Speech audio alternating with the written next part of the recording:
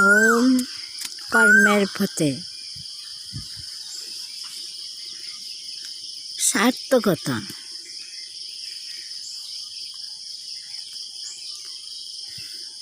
বুঝিলাম তোমার আঁকি পাতের আড়াল হইতে রূপের জ্যোৎস্না ছুঁইতেছে। বুঝিলাম তোমার মুখের হাসি ভূস্বর্গ নিঃস্বর্গ শোভা ছড়াইয়া দিয়াছে। বুঝিলাম তোমার শরীর শক্তি দশের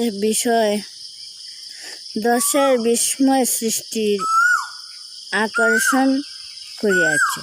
বুঝিলাম তোমার মেধা মনীষা সকলের বুদ্ধিগৌরব ডাকিয়া দিয়াছে।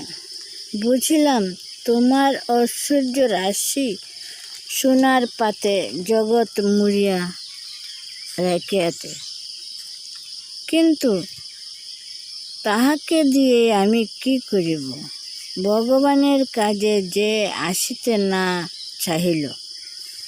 আমরা ব্রজের বালা, আমাদের সব কিছু ব্রজনন্দনেরই পায়ের তলায় ঢালিয়া দিতে হইবে। সে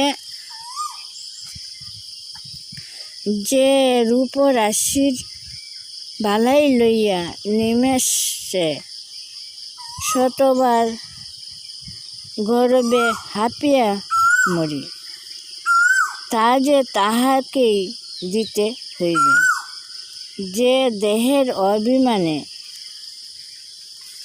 ধরাকে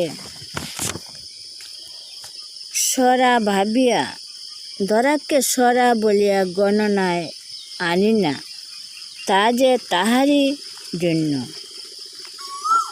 আমার মেধা, আমার মনীষা, আমার সুখ, আমার সম্পদ সকলই যে তাহারই দেওয়া।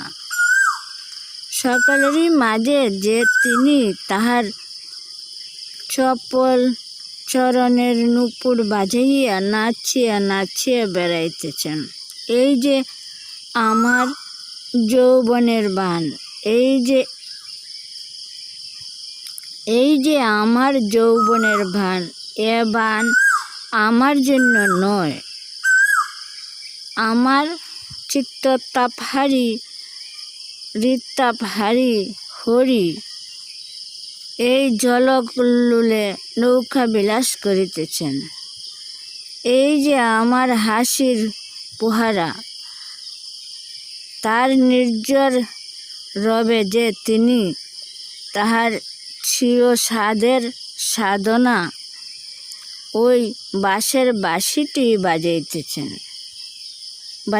বাজাইয়া আমাকে প্রেমে ফুলকে সুহাগে ডল করিয়া তুলিতেছেন। তিনি যে আমার যা কিছু সব, তিনি যে আমার বিদ্যা বুদ্ধি ধ্যান ধারণা ধর্ম অর্থ কাম মোক্ষ যা কিছুর আমি ভরম করি, সকলই যে তার একার, সে যে আর কারো নয়।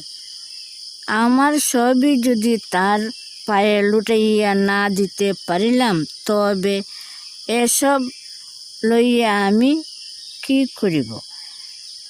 তাহার সোহাগের জিনিসগুলি যদি তাহাকে সোহাগে না সপিলাম, তবে আমি এই রূপের বোঝা, গুণের বোঝা, মানের বোঝা, মর্যাদার বোঝা